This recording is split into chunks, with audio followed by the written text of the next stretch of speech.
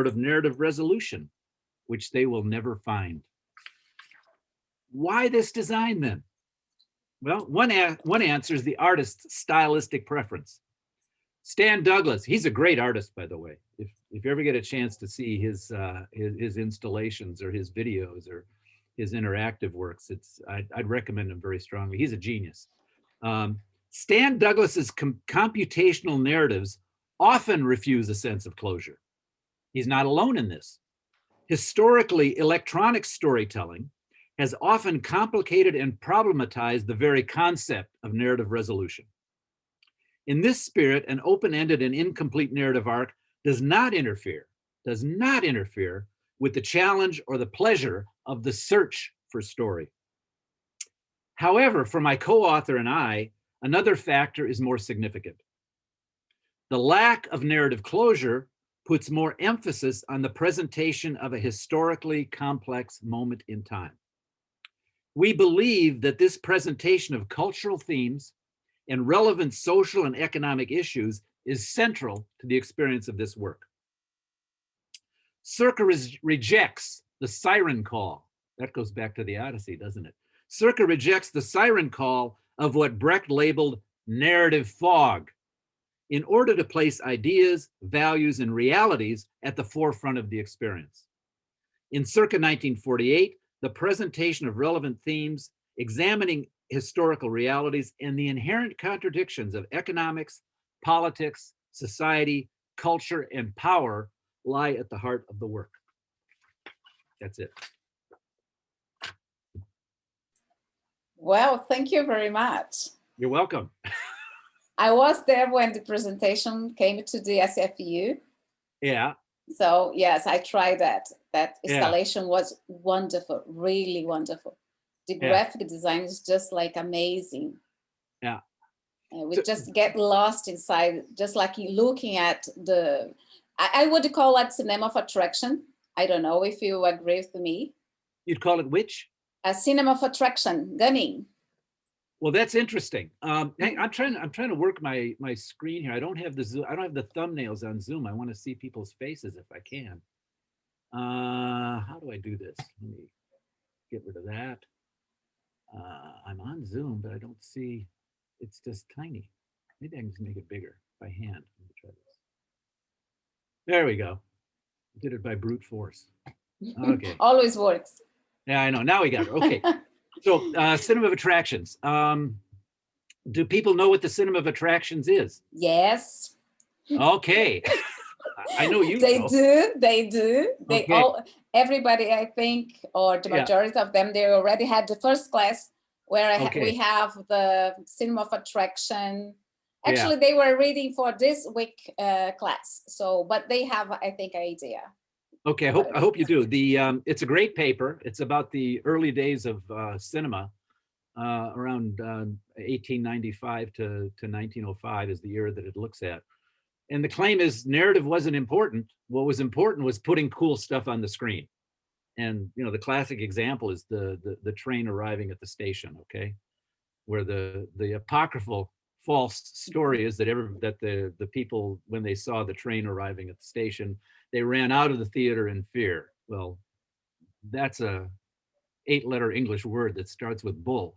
This is a very sophisticated audience. It was in Paris, right? And they had decades and decades of projection like stuff with slides. So they were what the story reveals, even though it's false, is that the fact that the pictures were moving was absolutely astounding.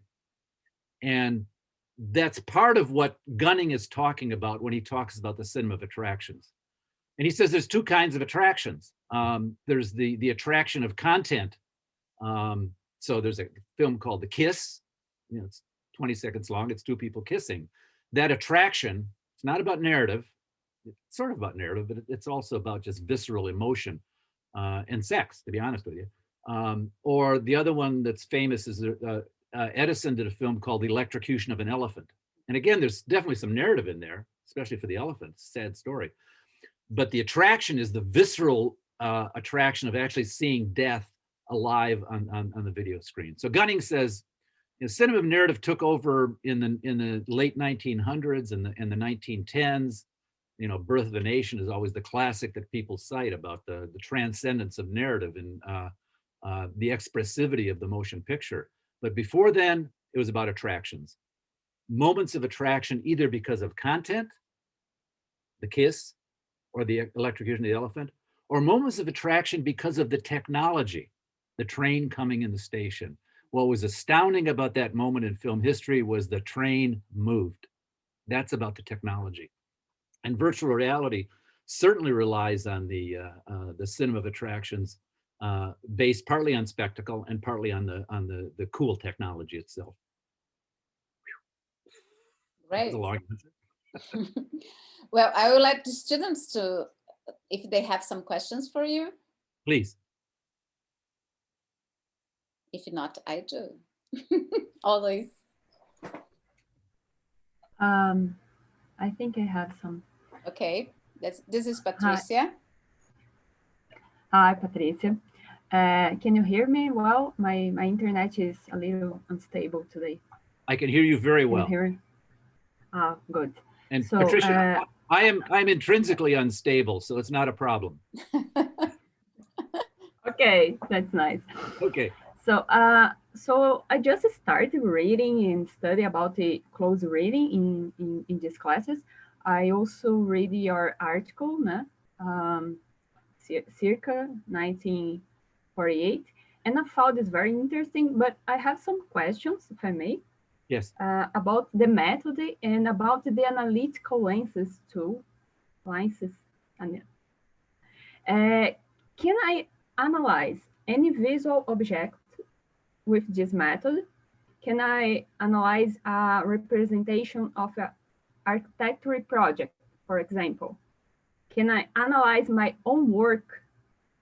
Does the fact that you are an active professional in the area you analyze help or hinder the creation of these analytical lenses? That's a really good question, Patricia. I'll try to answer, okay? And I hope there's a lot of nuances, subtle things to what you ask. So let me do the second one first. Yes, an artist can use, the methodology is close reading. And close reading, I talked a little bit of the methodology for this. We did the experience lots of times in both the cave version and the laptop version, the iPad version. We took notes on it. We took photographs. We took videos. We talked about experience as we went along. Sometimes we looked at it together, my colleague and I. Sometimes we looked at it separately. So there was a lot of, we knew the work really well, really well. There were, in terms of the specifics of this one and our analysis, there were 44 dialogues and we found them all. So unlike most people that experience this, we saw the whole thing. So I'm confident that we saw the entire work. I guess the question is, what does that mean for analysis? I'm not talking about my own work, and I'm talking about looking at another work, right? So the background of the methodology, Patricia, is obsessive viewing and reviewing and note-taking until you're confident that you understand what's significant about the work. That's part of the methodology. The other part of the methodology is that if I do a close reading, and I've done close readings for movies, for games, for installation art, and I'm starting to do it to virtual reality art. This is very early in my my work in this direction. But in all of those, what was I going to say? I lost my train of thought. I've done it in 4 different media. Analytical lenses. It helps me. I'm not saying everyone has to do this. You can do a close reading without doing analytical lenses, but they help me a lot. The analytical lenses allow me to focus on different parts of the experience and to describe them with specificity in my notes and describe them with specificity in my paper and the argument. So I find the documentation is critical to the understanding of the work. There's an implicit question. There's a bunch of implicit questions in what you're asking. You know, what's the validation for a close reading? That's probably the main question. Because at the end of the day, if I do a close reading, I, as the scholar, I'm relying on my analysis, my viewing, my experience. And, you know, perhaps that's wrong. You know, I'm sure it is wrong to some extent. But to put that in context, that procedure, it's central to the humanities discourse since the days of Aristotle. Aristotle, in his work, The Poetics, he looked at the great Greek plays, the ones by Aeschylus, Sophocles, Euripides. He watched them, and what he did was, through his watching, he reverse engineered the design principles, and he found 6 parts to the classic Greek tragedy. I can't remember what they are. Spectacle was one, I think character was one, music was another one, or poetry was another one. But the one he said was the most important of the 6, according to him, was plot, was events. And he basically said, drama is about what happens. So that was his analytic. He derived that analytical framework from looking at these plays. And then you could use that analytical framework to examine other plays. And it's a methodology that I rely on. If I had a bit more prep, I could show you some of the stuff that I've done with some of the movies and some of the games in order to, what's the word, Patricia? In order to document the different aspects of the experience.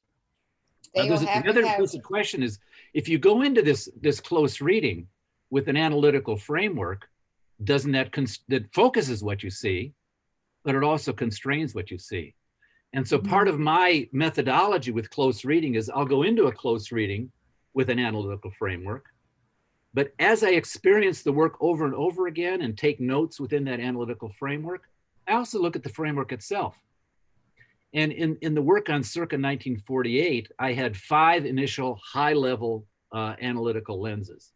In the process of doing the reading, I added the 6th, which was spatiality.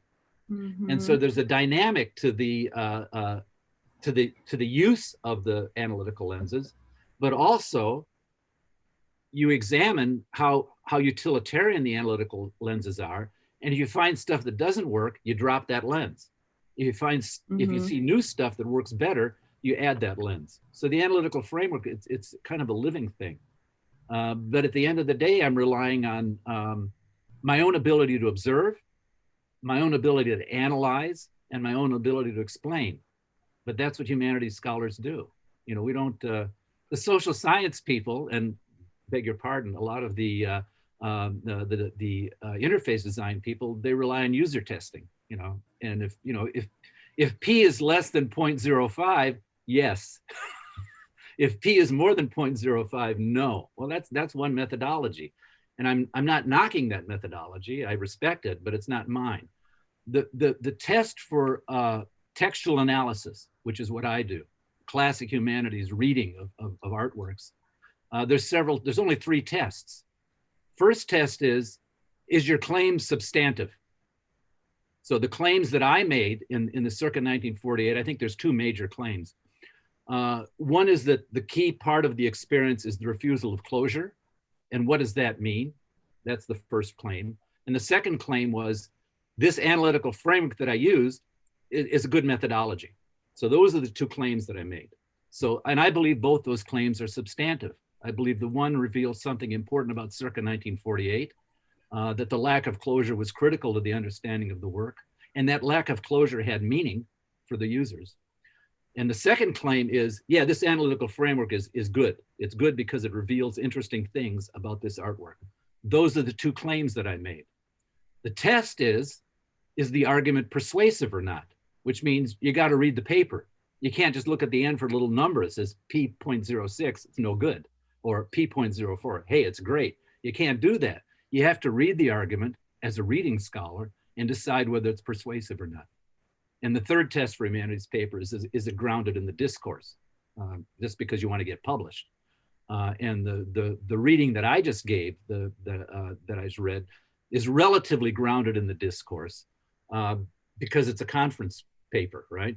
If it was for the proceedings, you can have twice as many pages. So there's another version for the proceedings that has more of the discourse in it. So those are the 3 tests for a humanities paper. Is the claim substantive? You know, is it worth reading? Is it worth doing the work? Is it worth understanding? Is the argument persuasive? And for academics, are you grounded in the discourse? Patricia, does that answer your question? Yeah, yes, this answered my question. Thank you very much. Thank you, thank you. And they will read your paper. Tarazzi Luciano. Paisan. Yes. Okay.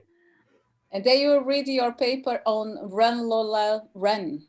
Oh yeah, yeah. And that, I think, it's a great example of the method. Yes, yeah. Thank you very much. Yeah. And has everyone seen the movie Run Lola Run? Yeah, they have to see it during the week. So yes. Yeah, I think it's the best movie of the 1990s. It's a great movie. Yeah. Fantastic. So anyone else has a question? Well, I have. Yes. Okay. As you argued in your paper, spatial design is quite critical to the experience of VR, isn't it? Yes.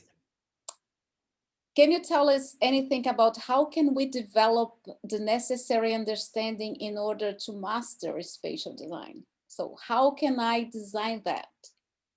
Because we are usually here, we have a bunch of visual designers who works on 2D dimension, even though when we work in a screen, it still is 2D. And now you are something like you are asking us to develop something or to design in 3D spatial order, isn't it? Yes. An idea? Yeah, that's a great question. First of all, a disclaimer. I'm relatively new in starting my exploration into virtual reality. I've looked at one work in detail, circa 1948, and I haven't done much in looking at virtual reality until about 6 weeks ago. I started going back into it again. I started working with a group of graduate students and a researcher in my department they just do virtual reality. I don't know if you remember Bernard Riquet from CIAT, Lucian. He's one of the professors in my school.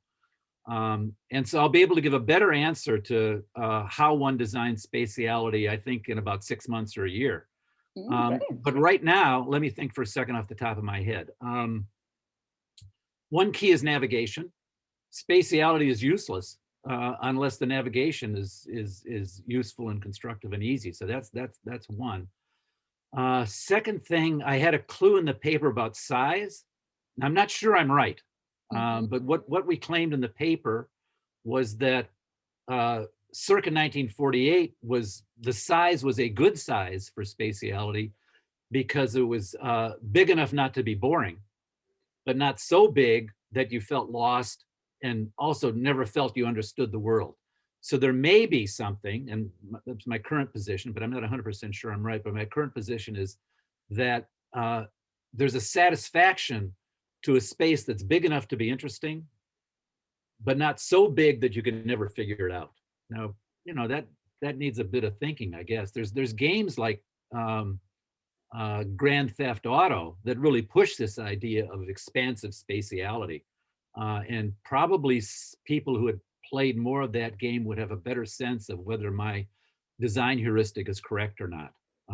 But right now, that's where I would sit. But I think it needs more conceptual work. I got to look at some more things. So what do we got? We got navigation, we got size.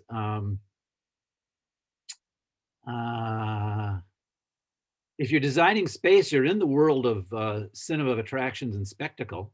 And so I think all the things that you understand about interesting design of two-dimensional space, you can extend a lot of them into three-dimensional space. The use of color and light, motion, all those things. The only thing you can't use is the Z-axis, but you can use the X and Y axis. But those aesthetics of designing space in 2D environments, most of them, I believe, will transfer to 3D environments. Let's see, what else? I think the interactive design is critical. Again, it's related to the navigation in some ways, but also A space is interesting in part because it's visually interesting, but it's also interesting because of things that it makes you think or feel or react to or wonder about. And so then the content of the space becomes critically important. In that regard, there's a paper that I would recommend very strongly about the embedding of narrative design into space in games. That paper generalizes to VR. And Luciana, I don't know if it's one of your readings or not. It's Games as Narrative Architecture by Henry Jenkins. No, I don't think we have that in my list, but I will put that. That's worth reading. Mm-hmm. Jenkins, and it's like I said, I feel embarrassed because I'm really not ready for this talk. Oh, come on, we're having so much fun. I'm having fun too, but you fooled me. I thought we were going to discuss the plan. No. And now we're implementing the plan on the fly. But the paper by Jenkins, Henry Jenkins, if you don't know him, he's a brilliant writer. And he's written about lots of things. Right now, his interests are very much about the relation of social media and network media to political and cultural and social processes. So, you know, we need that. We need that. I'm a Canadian, but I'm still an American citizen, and I voted against that. So you understand me. I voted against him by mail last week, so I hope he's going down. But Jenkins is very concerned about the role of social media in democracy and current culture. So if you're interested in that, I recommend his stuff there. But he's a very eclectic author.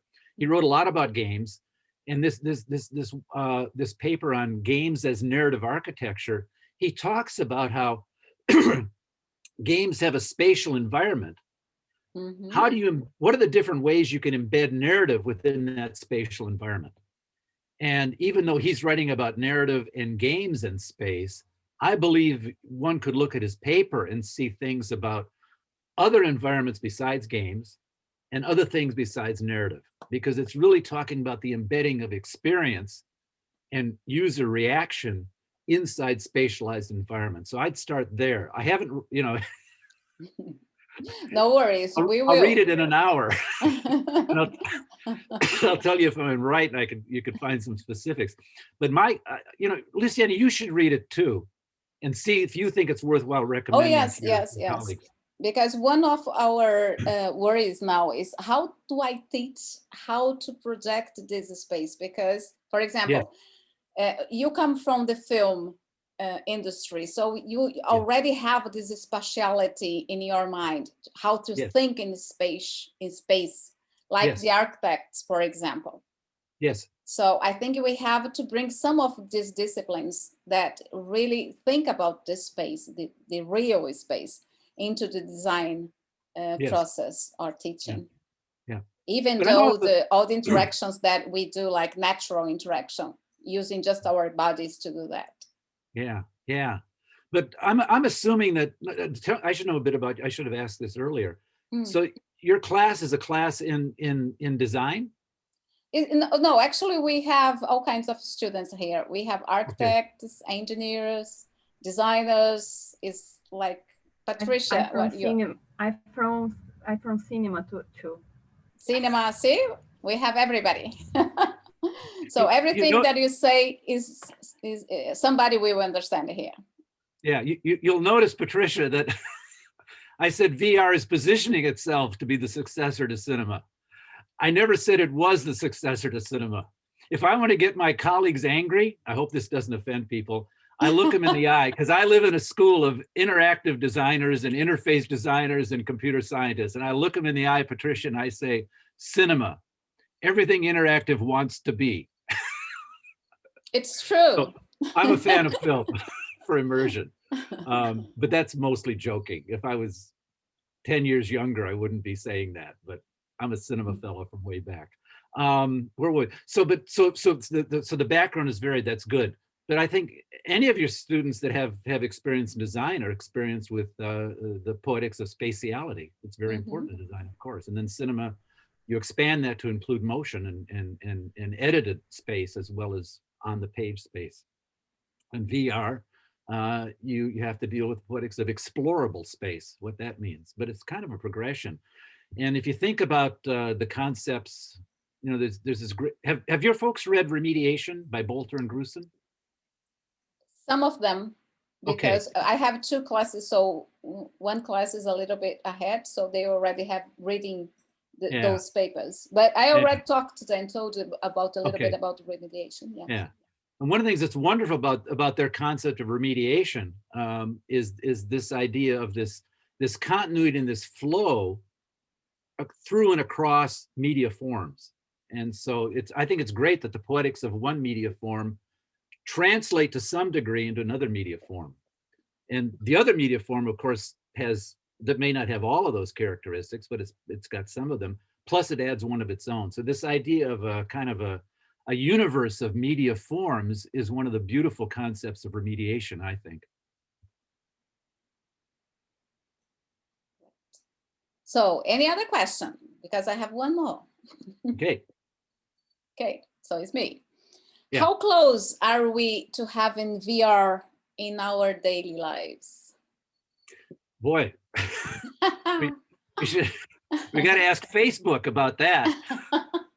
They're betting yes, but I don't know. You know, it's funny if I look back to my career as a scholar, which started, you know, I went to grad school pretty late in life. I went to grad school in 1999. The big change in media forms for me was games. Games was huge as a new cultural form in 1999, and so that formed a lot of the scholarship. And games is certainly sustained. I don't believe games are dominant over cinema, but roughly speaking, you know, it's hard to tell which one's bigger. Probably games is maybe a little bit bigger depending on the metric that you use, whether it's sales or number of people or number of hours. You know, games might be a little higher, but you know, they're order of magnitude, I think they're about the same. In film, about 10 years ago, there was a boom in 3D. And so the question then was, would 3D take over the aesthetics and poetics of cinema? And the answer is it did not, despite the hype around it. So with VR, you know, so maybe the question with VR is VR more like games or is VR more like 3D? Will VR become culturally dominant or will VR become an interesting side form that doesn't go away but never takes over? And the answer is I just don't know. There's a couple of barriers. One is people get sick. Mm-hmm. And so if the technology is weak in VR, I'm thinking of things like frame rate. If the frame rate is low, more people get sick. What's the other big, if the resolution is low, more people get sick. There's also design considerations, I'm sure, that help people either get sick or not get sick. So the question of illness, of nausea and vertigo, I think that's a significant question about cultural domination. And there's individual variations on that. So that's a big question mark for whether it'll become dominant or not. The other thing about VR is, I want to think this through a bit. It's mostly an individual medium, isn't it? Of course, sort of games is kind of like that too. A lot of games is individual, some games is group oriented, but games can kind of go both ways. You can game in groups, you can game individually. Right now, VR, the default is an individual experience. And does that limit its cultural penetration or not? And I don't know the answer to that, but that's a question for me. That's another variable. I think there's variables of cost. I mean, you know, right now it's fairly expensive to move into VR. You can go to a movie if you got, you know, around here, if you got $10, you can go to a movie. You can't necessarily have a good VR experience unless you're, you know, lower middle class or better, right? You can't, if you're really poor, you can't afford it. That's a long answer. The real answer is I don't know. I don't know. Those are the things I think about, but I have no idea. I'm looking forward to finding out. It took us about, you know, the analog might be games. It was obvious with games within about 3 or 4 years, it's obvious that they were going to have a position of cultural significance and perhaps dominance. With S3D, it was obvious within about 3 years whether it was going to have a position of cultural significance or dominance. With games, the answer was yes and maybe yes. And with 3D, the answer was no and probably no. With VR, you know, we'll probably know better in a year or two. I mean, what do you think? What are other people's ideas? I'd like to hear what other people think. Will VR become dominant? I think that in 10 years, we will have like a lot of VR. Yeah. It's more, I think, in augmented reality. I think Yes. we will be more present. In 5 years, for example, we will have a lot of development in that area. VR maybe will take longer. I haven't think about the being alone in VR. Yeah, that's something. Well, but that you're right about AR. You're absolutely right. That will grow with cultural significance because it's a chance. Yeah, you're absolutely right, Luciana. If you think about it for a second, you're correct. It's a chance for creators and producers and vendors to create meaning within our everyday experience. And the meaning is the augmented reality. And that will, there's no question that'll get bigger and bigger and bigger. Whether it's, should I walk into this restaurant, or hey, I wonder if I want to go on a date with that person, or what should I do next? There's all kinds of AR experience that will get built into our so that will take over. It'll become, whether it drives out cinema, I doubt it, but it'll have its own cultural place of great significance. That's correct. Well, thank you very much. You took already a lot of your time. We enjoyed a lot. My time is cheap, Luciani. I'm retired. So we can have another go, maybe in some times. If you would like, I would love it. I've enjoyed this very much. That would be fantastic. I need a little bit more time so people can read more about the papers. We have 8 weeks course. We are starting the second now. So we are talking about media and narratives, transmedia. Jenkins comes into it. Yes. And we have your paper to read about narrative, about narrativized interface. So you will become one of the most cited authors we have in our university. Okay. See? the best paper on narrativized interface, Luciana, is one that I wrote with Ben Lin. Oh, Ben Lin. Yes, that one. That one I already have put in my list. So there is that. There's a problem with that paper, and I don't know what to do with it. This is a real problem, folks. And one of my co-authors has gone through a transsexual change, and so now change the name. Yeah, everything. Okay. More than the name. Yeah. It's my good friend and colleague Joshua Tannenbaum is now Teresa Jean Tannenbaum, and the paper has her old name on it. Yeah. And that's a significant issue with the transsexual community, that she calls it her dead name, and I don't know what to do about that. Have you circulated it yet? Yes, but I can change. If you send me another, I change in my list. Yeah, what I'll do is I'll look. I probably sent you the PDF. I'll look to see if I can find a Word version. I'll change the citation, the word world. I'll send that out. But for now, if people already have it, just treat Tess with respect. She's no longer Josh. She's now Tess, and she's still a wonderful human being who I love. Well, Zoom will close again. So thank you very much indeed. Okay. Say hello to Justine. I will for sure. You say hello to the boys. And we will have another go with everybody again here to talk to you. Say hello to your boys.